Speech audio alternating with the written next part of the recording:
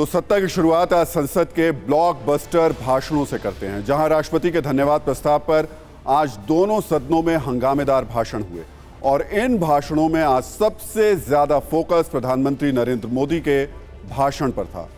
2 दिनों से राष्ट्रपति के अभिभाषण पर चल रही चर्चा पर आज प्रधानमंत्री मोदी को जवाब देना था। दिन में करीब 3:51 पर प्रधानमंत्री मोदी ने बोलना शुरू किया और 5:21 तक धारा प्रवाह बोलते रहे। पीएम मोदी के इस भाषण से लोगों को उम्मीद थी कि वो कई हेडलाइंस देंगे, लेकिन पीएम मोदी ने आज हेडलाइन नहीं बल्कि डेडलाइन दी। डेडलाइन विपक्ष को, डेडलाइन भ्रष्टाचार करने वालों को, डेडलाइन देश की कामयाबी से जलने वालों को। अपने करीब 90 मिनट के भाषण को प्रधानमंत्री मोदी ने 5 हिस्सों में बांटा, जिसमें राहुल गांधी पर हमला था, विकास की छलांग लगाते भारत की बात थी, भ्रष्टाचार पर विपक्ष की एकता का जिक्र था, देश को कमजोर करने वाली सोच पर निशाना था और कांग्रेस के पतन की वो कहानी थी जो बीजेपी के लिए सदाबहार है। कल राहुल गांधी ने प्रधानमंत्री मोदी पर खूब हमले किए थे, गिन गिनकर सवाल पूछे थे, लेकिन पीएम मोदी ने आज उनके सवालों के सीधे जवाब तो नहीं दिए, लेकिन इशारों में बहुत कुछ कह गए। पीएम मोदी ने कहा कुछ लोग निराश हैं, कल के भाषण के बाद वो अच्छी नींद सोए होंगे। राहुल गांधी पर पीएम मोदी का ये इनडायरेक्ट अटैक भाषण के पहले 10 मिनट में ही आ गया। पीएम मोदी राहुल गांधी पर हमले के लिए काका हाथरसी का भी उन्होंने जिक्र किया। एक बार सुनिए पीएम मोदी ने क्या कहा। मैं देख रहा था कल कुछ लोगों के भाषण के बाद पूरा इकोसिस्टम उछल रहा था और कुछ लोग तो खुश होकर के कह रहे थे ये हुई ना बात, बड़ा शायद नींद भी अच्छी आई होगी, शायद आज उठ भी नहीं पाए होंगे। और ऐसे लोगों के लिए कहा गया है, बहुत अच्छे ढंग से कहा गया है, ये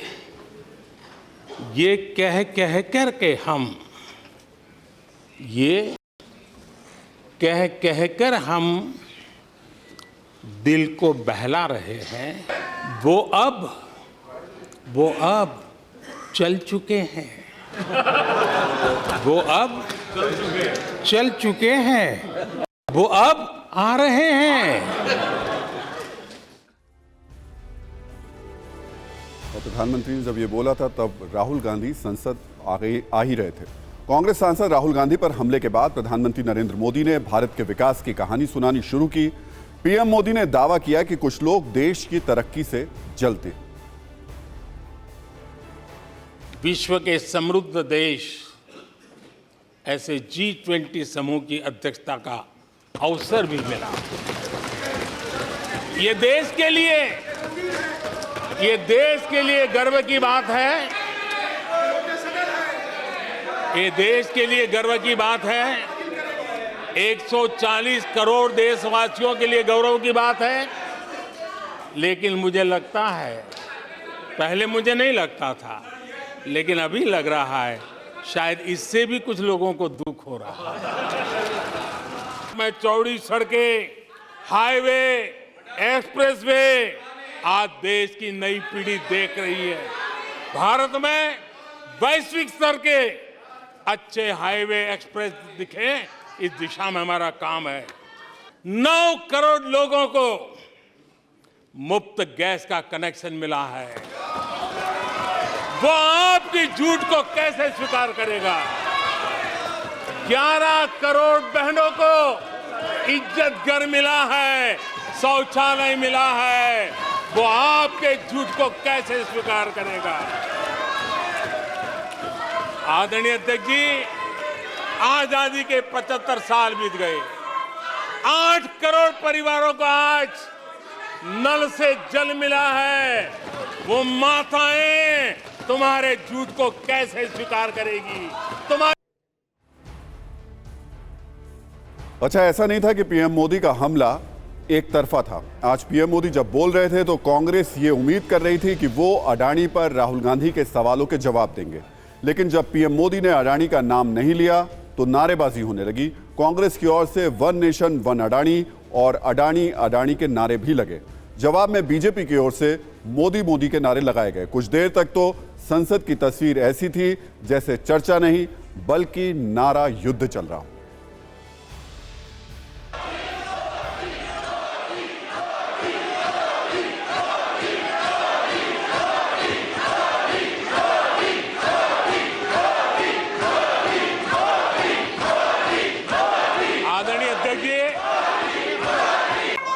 वो आपकी झूठी बातों पर, आपके गलत गलीच आरोपों पर कैसे भरोसा करेगा। और जो अभी अभी जम्मू कश्मीर घूम कर गए, उन्होंने देखा होगा कितने आन बान शान के साथ आप जम्मू कश्मीर में जा सकते, घूम सकते, फिर सकते। आदरणीय अध्यक्ष जी, पिछली शताब्दी के उत्तरार्ध में आदरणीय अध्यक्ष जी, पिछली शताब्दी के उत्तरार्ध में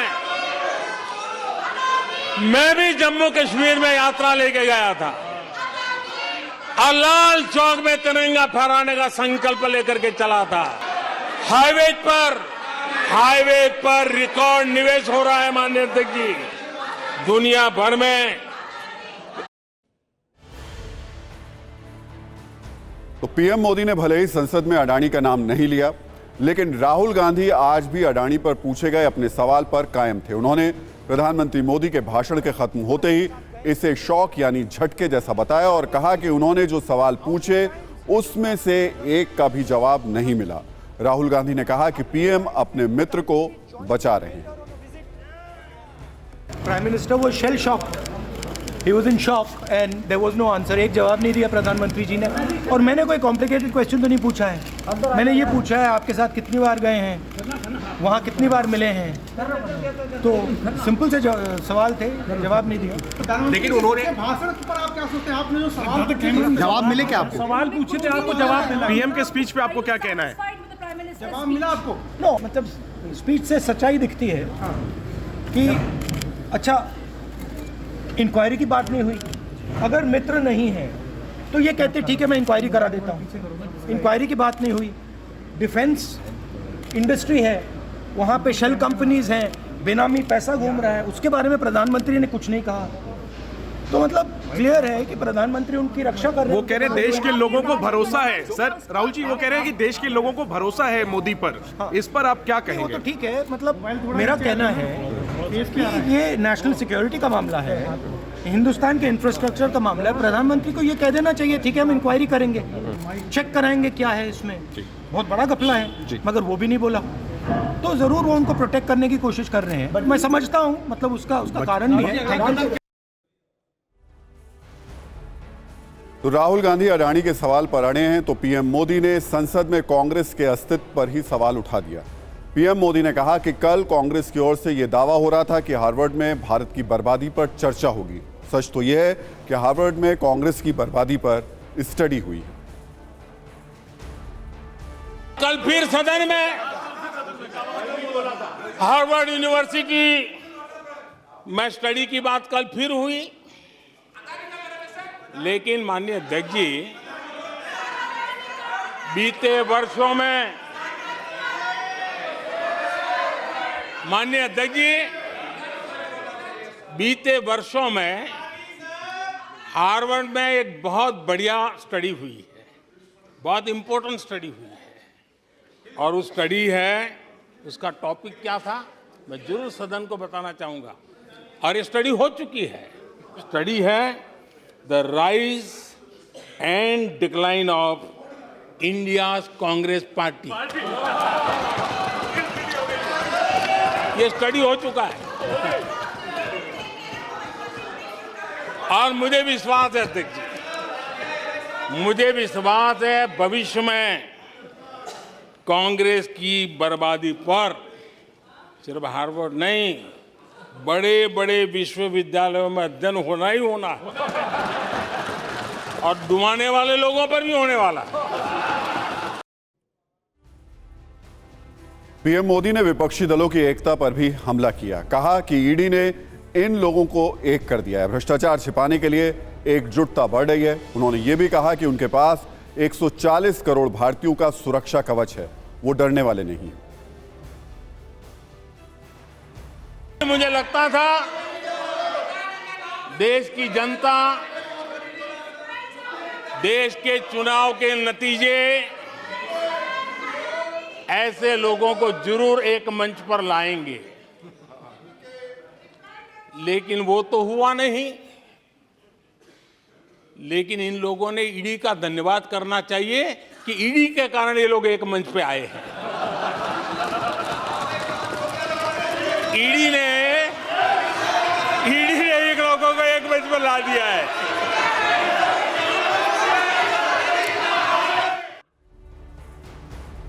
विपक्ष पर पीएम मोदी के हमले सिर्फ तीखे नहीं थे, कुछ हमले व्यंग्य वाले भी थे और इन हमलों के लिए प्रधानमंत्री मोदी ने दुष्यंत कुमार की कविता को ही चुना।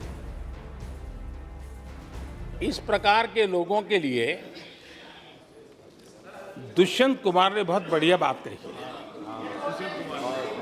और दुष्यंत कुमार ने जो कहा है बहुत फिट बैठता है। उन्होंने कहा है, तुम्हारे पांव के नीचे, तुम्हारे पांव के नीचे कोई जमीन नहीं, तुम्हारे पांव के नीचे कोई जमीन नहीं। कमाल ये है कि फिर भी तुम्हें यकीन नहीं।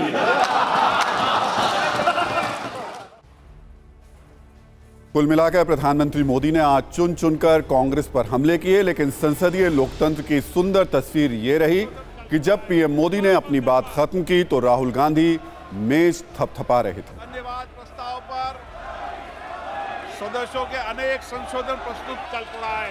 बहुत बहुत धन्यवाद। धन्यवाद प्रस्ताव पर सदस्यों के अनेक संशोधन चल पड़ा है। बहुत बहुत धन्यवाद।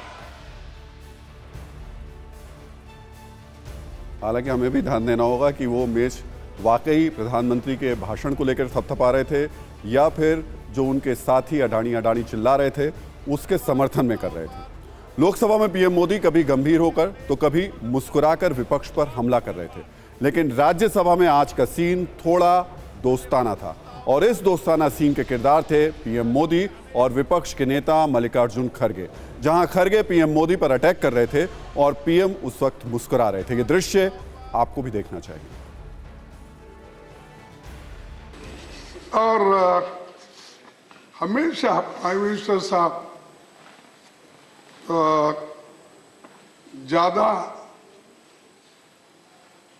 अपने डेवलपमेंट और गवर्नेंस और पार्लियामेंट जब चलती है तो ज़्यादा इधर ध्यान दिए तो अच्छा रहेगा, लेकिन वो हमेशा इलेक्शन मूड में ही रहते हैं। इधर पार्लियामेंट चलते रहता है, उधर मेरे कॉन्स्टिट्यूंसी में गए हैं गुलबर्गा, वहां पर लंबाड़ों के कॉन्फ्रेंस में जाके पूरा हार्ड है। अरे भाई मेरी एक ही कॉन्स्टिट्यूंसी मिल रही है आपको और एक कॉन्स्टिट्यूंसी में 2 मीटिंग, एक कॉन्स्टिट्यूंसी में 2 मीटिंग नहीं। हाँ? सर ये गहरी जांच का विषय है। तो सदन में आज कुल मिलाकर अच्छी बहस हुई। लोकसभा में पक्ष और विपक्ष दोनों ओर से मारक हमले हुए। इन हमलों में तीखापन था तो सौम्यता भी थी। राज्यसभा में नेता विपक्ष खड़गे की बात पर पीएम मोदी ठाके भी लगाते दिखाई दिए, लेकिन एक दिन पहले ही लोकसभा में वो हुआ जिसकी उम्मीद हमारे माननीय सांसदों से नहीं होती है। वो अलग बात है कि समय समय पर हमारे सांसद ये उम्मीद तोड़ भी देते हैं। सांसदों से उम्मीद की जाती है कि कम से कम भाषा और आचरण के स्तर पर संसदीय रहे, लेकिन कल तृणमूल कांग्रेस की सांसद महुआ मोइत्रा ने बीजेपी के सांसद रमेश विधूड़ी को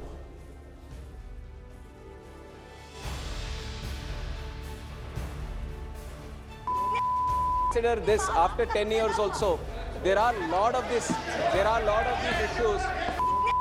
Consider this. रमेश विधूड़ी को असंसदीय भाषा में वो कहा जो न सिर्फ असंसदीय है बल्कि अपशब्द और आपत्तिजनक है। जिस भाषा का इस्तेमाल उन्होंने किया उसे टीवी पर नहीं दिखाया जा सकता है।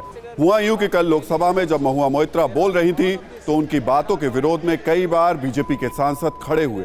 टोका टाकी हुई तब तो महुआ मोइत्रा ने कुछ नहीं कहा, लेकिन भाषण खत्म होने के बाद वो उठी, एक अपशब्द कहा और बैठ गई। इस पर थोड़ी देर हंगामा हुआ और फिर उस अपशब्द को सदन की कार्यवाही से हटा दिया गया। लेकिन इसमें हैरान करने वाली बात यह है कि टीएमसी सांसद महुआ मोइत्रा को अपनी भाषा पर बिल्कुल भी अफसोस नहीं है। वो बड़े गुरूर और आत्मविश्वास से ये कह रही हैं कि जो जैसे हैं मैं उन्हें वही कहूंगी, सेब को सेब और आम को आम ही तो कहा जाएगा। अपशब्द बोलने को लेकर महुआ मोइत्रा ने आज क्या कहा, आप भी सुनिए। और कल पहली बार इंडिया के सामने सारे ऑपोजिशन पार्टी पहली बार मुंह खोल के, हम तो अदानी बोल ही नहीं सकते थे, ए बोलने से चुप करा दे सकता था, तो कल हम बोल रहे बहुत शुभ दिन था भारतीय गणतंत्र के लिए, लोकतंत्र के लिए, कि सारा इंडिया ने सुना कि असलियत क्या है। तो यही मेन मुद्दा है। और ऑफ द रिकॉर्ड कौन किसको क्या बोला है इज नॉट ऑफ इम्पोर्टेंस। और ऑफ बीजेपी नहीं, सुनिए बीजेपी से हमको अभी पार्लियामेंट्री एटिकेट नहीं सीखना है। हम जो बोला एप्पल को एप्पल ही बोलेंगे, एप्पल को हम संतरा नहीं बोलते। संसद में सांसद की भाषा चाहे गंदी हो, लेकिन इस खबर पर नजरिया 9 एकदम साफ है। क्या हमारे सांसद इतना भी संयम नहीं रख सकते कि वो कम से कम अपनी भाषा को अपशब्दों से दूर रखें और अपना आचरण संयमित रखें? अगर सारे सांसद महुआ मोइत्रा जैसी भाषा का इस्तेमाल करने लगे तो क्या होगा? क्या अब संसद की कार्यवाही पर लिखना पड़ेगा ये कार्यवाही केवल वयस्कों के लिए है, या फिर अलग से सेंसर बोर्ड बनाना होगा जो नेताओं की बातचीत से अपशब्दों को एडिट करे? उम्मीद करते हैं कि ऐसा दिन ना ही आए और सांसद खुद ही मर्यादित हो जाए। सत्ता में अब यूपी में निवेश वाले अदृश्यम की बात करते हैं, यानी वो निवेश जो कागजों पर तो है लेकिन असल में दिखता नहीं है। हम बात कर रहे हैं योगी सरकार के चमक दमक वाले ग्लोबल इन्वेस्टर्स समिट की, जिसकी तैयारी आखिरी दौर में है। सड़कें पोस्टर्स से पट गई हैं, अखबारों में विज्ञापनों का अंबार है। यूपी की राजधानी लखनऊ में निवेशकों के महामेले का इंतजार है, जहां 21 लाख करोड़ के निवेश का दावा किया जा रहा है। लेकिन सत्ता में हम सिर्फ 2 दिन बाद होने वाले निवेशकों के हाई प्रोफाइल जमावड़े की बात नहीं करेंगे, बल्कि आज हम साल 2018 में योगी सरकार की पहली ग्लोबल समिट से लेकर अब तक का रियलिटी चेक करेंगे और ये जानने की कोशिश करेंगे कि क्या उत्तर प्रदेश आंकड़ों में औद्योगिक हीरो और जमीन पर जीरो है या एकदम मामूली है। योगी सरकार का इंडस्ट्रियल कॉरिडोर क्या सिर्फ हवाई किले जैसा है? यूपी के इंडस्ट्रियल कॉरिडोर की जमीनी हकीकत क्या है? आखिर इन्वेस्टर समिट में जो सपने दिखाए गए वो जमीन पर क्यों नहीं आए? कागज पर अगर पूरा खाका तैयार था तो फिर इंडस्ट्री का अब तक इंतजार क्यों हो रहा है? इंडस्ट्रियल कॉरिडोर के वादे और इरादे का क्या हुआ? विज्ञापनों में और कागजों में जो औद्योगिक कॉरिडोर दिखाई देता है उसी एड्रेस पर जाकर देखने पर फैक्ट्री के बजाय सिर्फ बाउंड्री क्यों दिखाई देती है? क्या सिर्फ एड में छवि चमकाई जा रही है जबकि निवेश के प्लॉट खाली पड़े हुए हैं? निवेशकों के महाकुंभ में अमेरिका, दक्षिण कोरिया, फ्रांस जैसे बड़े बड़े देशों से आए टॉप कारोबारियों ने यूपी में निवेश का वादा तो किया था, लेकिन जमीन पर कितना काम हुआ, इस हकीकत को आप तक लाने के लिए टीवी 9 भारतवर्ष की टीम यूपी में उन जिलों में गई जहां इंडस्ट्री का वादा किया गया था, उस जमीन पर गई जहां प्लांट बनाने का प्लान तैयार हुआ था, उस इलाके में गई जहां रोजगार के अवसर का वादा किया गया था। लेकिन जो सच सामने आया वो चौंकाने वाला है। तो यूपी सरकार के 4 बड़े औद्योगिक कॉरिडोर्स में से एक है कन्नौज की परफ्यूम सिटी। यूपी के कन्नौज में परफ्यूम सिटी बनाने का ऐलान योगी सरकार के आने से पहले हुआ था, लेकिन 2018 में निवेशकों के महामेले के बावजूद काम नहीं हुआ। कन्नौज में परफ्यूम सिटी के नाम पर अब तक सिर्फ बाउंड्री ही बनी है। उद्योग के नाम पर सिर्फ खाली जमीन है।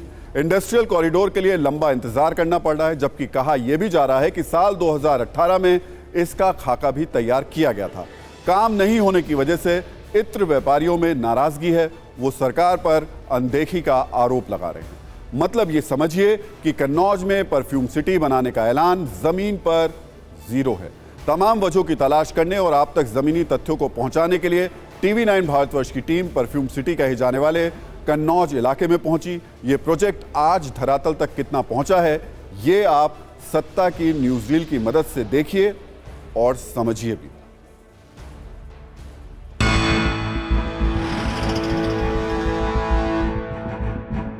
TV9 भारतवर्ष इस वक्त परफ्यूम सिटी कहे जाने वाले इलाके में है और ये वो जगह है जिसको कन्नौज कहते हैं। कहा जाता है कि इसकी मिट्टी से भी एक अजब तरह की खुशबू आती है। लेकिन यकीन मानिए, अखिलेश सरकार में शुरू हुआ परफ्यूम सिटी प्रोजेक्ट आज भी धरातल पे बहुत ज्यादा तरक्की नहीं कर पाया है। हमारे ठीक सामने में जो पूरा आप इलाका देख रहे हैं, ये वो इलाका है जहां बाउंड्री होने के बाद एक बार बाउंड्री टूटी, दोबारा बाउंड्री हुई, अब जाके जो है थोड़ा बहुत काम दिख रहा है, लेकिन अभी भी ये सिटी बनकर तैयार नहीं हुआ है और जितने भी इंफ्रास्ट्रक्चर से रिलेटेड प्रोजेक्ट हैं वो प्रोजेक्ट यहाँ के धरे पड़े हुए हैं। जैसा पुराना चल रहा था वैसी है, नया भी कहीं इन्वेस्ट नहीं हुआ। अगर परफ्यूम पार्क बन जाता तो वहाँ पे डेवलप होता, बस यही है। अगर अब सुन रहे हैं तैयार हो रहा है, अब हो सकती उम्मीद है कि परफ्यूम की लाइन पे डेवलप वो होगा। कन्नौज का इत्र उद्योग बहुत ही संक्रमण काल से गुजर रहा है और जब तक इस उद्योग को अगर सरकार का ये मांगे नहीं मानती है, तब तक हमारे इत्र उद्योग को कोई भी चाहे कितना भी कुछ यहाँ पे हो जाए शो ऑफ, उससे इत्र उद्योग की दशा नहीं सुधरने वाली है। केवल ये घोषणाबाजी से ऊपर कुछ इसका दिखाई नहीं पड़ रहा। अगर आप आंकड़ेबाजी देखें तो सन 18 में जितने MOUs की बात करी गई थी, उसके आज की तारीख में शायद वो हज़ारों में थी, और अगर जो ग्राउंड में उनमें काम चालू हुआ है वो शायद आपको सैकड़ों में भी आपको नहीं मिलेगी। सरकार की सबसे बड़ी समस्या इस बात को लेकर भी है कि जितने भी इन्वेस्टर्स, खास करके फॉरेन इन्वेस्टर्स आ रहे हैं, वो सिर्फ और सिर्फ उत्तर प्रदेश के नोएडा, गाजियाबाद या फिर ग्रेटर नोएडा का रुख कर रहे हैं, या फिर बहुत हद तक बनारस की तरफ आ रहे हैं, क्योंकि वो प्राइम मिनिस्टर की कॉन्स्टिट्यूंसी है। इसके अलावे उत्तर प्रदेश के जितने भी जिले हैं वहां पे इन्वेस्टर उस हिसाब से उत्साह नहीं दिखा रहे, खास करके फॉरेन इन्वेस्टर्स, जिस हिसाब से उन्हें दिखाना चाहिए था।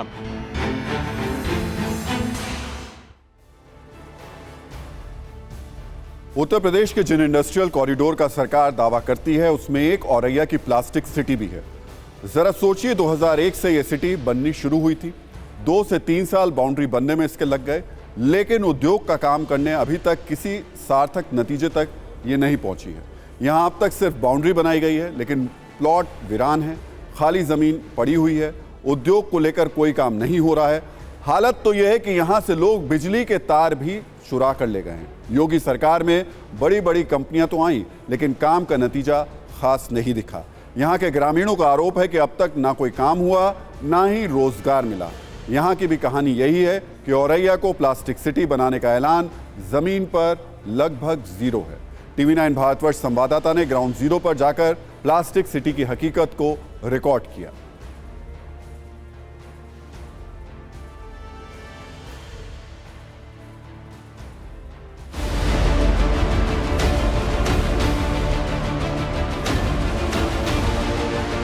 उत्तर प्रदेश सरकार जिन इंडस्ट्रियल कॉरिडोर का दावा करती है उसमें से एक कॉरिडोर औरैया का भी है।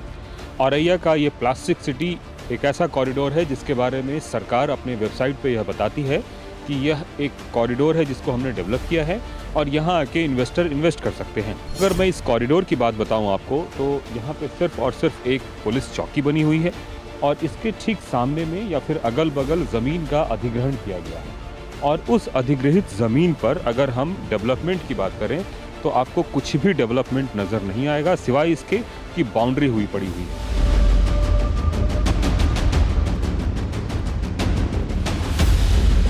कोई कंपनी यहाँ आई? अभी तक तो कोई नहीं आई। ये बिजली के तार वगैरह जो दिख रहे हैं सब लोग खोल खाल के ले गए। जी, एक बार पेपर से में निकला था कि यहाँ पर अब 40,000 वर्कर काम करेंगे, लेकिन 40 का ये 4 वर्कर नहीं दिखाना। सरकार जिस इंडस्ट्रियल कॉरिडोर को सोने का अंडा देने वाली मुर्गी समझ रही है, उसकी बुनियादी सुविधाओं की हकीकत ये है कि टूटी हुई सड़कें, और सड़कें भी इतनी ख़राब कि आप सोच नहीं सकते हैं कि इस कॉरिडोर पे कैसे कोई आएगा। जो कॉरिडोर डेवलपमेंट के नाम पे इन्होंने पूरा बैरिकेटिंग की, बिजली के तार लगाए, आपको जहाँ तक खंभे नज़र आ रहे होंगे सभी खंभों में से तार गायब है। मतलब ये है कि तार की चोरी हो गई, कोई देखने वाला नहीं था, कोई सुनने वाला नहीं था, और ये कॉरिडोर बस यूं ही पड़ा हुआ है। ऐसे में आप खुद ही अंदाज़ा लगा सकते हैं कि इस कॉरिडोर पे कौन व्यक्ति आएगा जो अपना इन्वेस्टमेंट करेगा और इन्वेस्टमेंट करके यहाँ पे अपना पैसा लगाएगा, क्योंकि उसको रिटर्न यहाँ पे कुछ दिख नहीं रहा है। सरकार ये दावा कर रही है कि औद्योगिक जो क्षेत्र हैं उसका विकास बहुत तेज़ी से हो रहा है। अगर ये विकास का पैमाना है तो इस पैमाने पे तो बहुत सारे लोग यहाँ पे आने चाहिए, लेकिन यकीन मानिए आपको दूर दूर तक, जहाँ तक निगाह आप दौड़ाएंगे वहाँ तक आपको जो है इसके बाउंड्री नज़र आएंगे। लेकिन हकीकत की कहानी ये है कि इसमें कोई भी यहाँ पे अपनी इंडस्ट्री लगाने नहीं आ रहा है, और उसकी वजह साफ है, बेसिक इंफ्रास्ट्रक्चर बिल्कुल भी नहीं।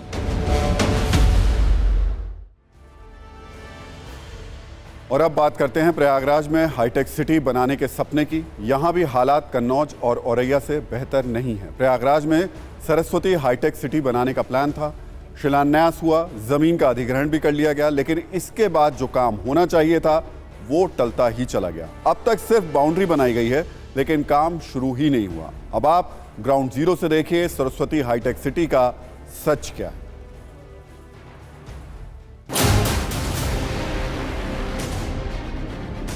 उत्तर प्रदेश में जब अखिलेश यादव की सरकार थी तो उस वक्त उन्होंने ये सरस्वती हाईटेक सिटी का शिलान्यास किया था। उस समय ज़मीन का अधिग्रहण भी हुआ, लेकिन उसके बाद से इस हाईटेक सिटी की स्थिति ये है कि ये सिर्फ और सिर्फ तस्वीरों में बनकर रह गई है। हाल के दिनों में कुछ काम हुआ है, मतलब सड़कों का निर्माण और दूसरी चीज़ें, लेकिन अगर हम अलॉटमेंट और कंपनीज़ के इस्टेब्लिशमेंट की बात करें तो उस पूरे मामले में ये पूरा इलाका अब भी सिफर है।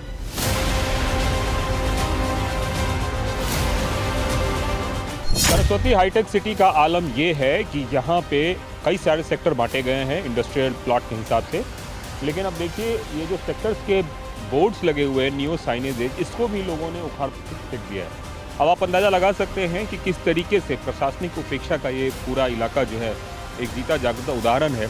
और सरकार जो ये दावा कर रही है कि हम इंडस्ट्रियल कॉरिडोर डेवलप कर रहे हैं, बाकायदा उसके लिए ऐड दिए जा रहे हैं, लेकिन इन कॉरिडोर्स को देख के लग रहा है कि इतने सालों से कॉरिडोर बनने के बावजूद भी एक भी इंडस्ट्री नहीं है, और पूरा का पूरा इलाका जो है वो परती पड़ा हुआ है, और यहाँ पे गाय भैंस चरने के अलावा फिलहाल कोई काम नहीं हो रहा है।